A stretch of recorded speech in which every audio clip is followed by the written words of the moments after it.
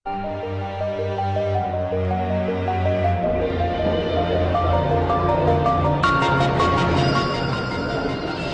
all receive money from Monsanto and Black & Veatch also for your publication, or just solely for the conference?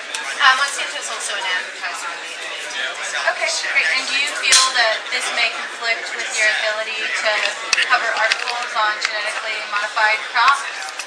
No, not at all, because these programs are done through Atlantic Live, which is a separate division of the Atlantic, but they're also done under the highest editorial guidelines of integrity, such that there is a separation of interests of our underwriters and our editorial. Access to clean water is an issue that the Atlantic normally covers in some of their magazines? We occasionally cover that issue. It's not one of our main areas of focus, but it would occasionally come up in the Atlantic or on theatlantic.com. We haven't hosted any conferences on water specifically, but we've hosted a program called the Green Intelligence Forum for 2 years now. And can you tell me a little bit about that? Sure, it's a program that looks at energy and environment issues and just focuses on policy and innovation and technology and natural resources and other topics. And who was responsible for arranging the speakers for the conference? Within Atlantic Live, we have an event editor who organizes all of that, does the outreach for the speakers. Did you all help the Atlantic coordinate the speakers today, or was that something that was all arranged by the Atlantic? We had some input into the discussion of the topic, what the topic area would be, and we made suggestions, and they came back with suggestions, and we worked very closely together with Atlantic and with Monsanto to make the best possible panel for today.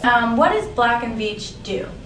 Black & Veatch is an engineering and construction and consulting company, and we have an interesting space in that market because we have an energy division and we have a water division, among others.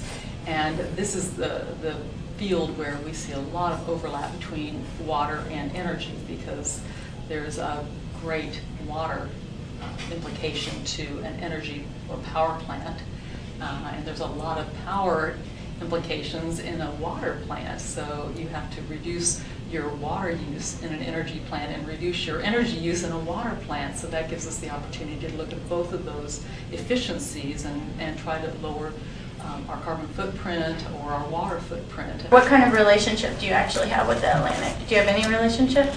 This is the first time we've ever even met the Atlantic through this process, and we've been so impressed with their organizational ability. The reason that we got into this venue to begin with is that we felt that there was a chance for a different kind of discourse here, and the discourse that doesn't just take one group and talk within a water industry group or within a wastewater industry association and talk to those people. We can talk across both organizations and put in government people. Can you name some specific projects that Black & Veatch is currently working on?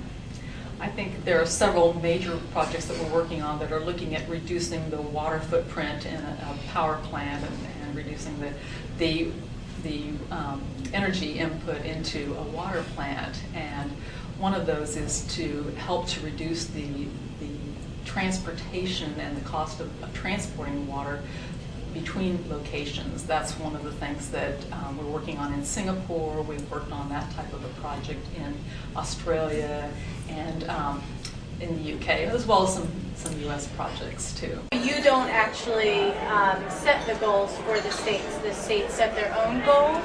We set kind of the floor of what states can't go below in terms of water quality, and the states can be more stringent if they want, but we set a basic level that the states can't go below. A lot of them would go much higher than that, depending on what their goals are. We do have an oversight role for the states that we don't like to use that often, but we try to work in partnership with them to meet the goals that they've set for their waters. The nutrient seems to be the biggest overarching problem, but there can be local issues. What we're trying to figure out is how best to protect groundwater sources from these new innovative ways of getting natural gas. I think we're working on making sure that when those practices happen, that we're not impacting groundwater sources. Companies that extract natural gas, have they given you all a list of the chemicals that they use in the process? I'm not the person that works directly on those issues, but I'm sure we're working closely with them to make sure that that the processes that they undertake are not going to damage water resources, whether on top of the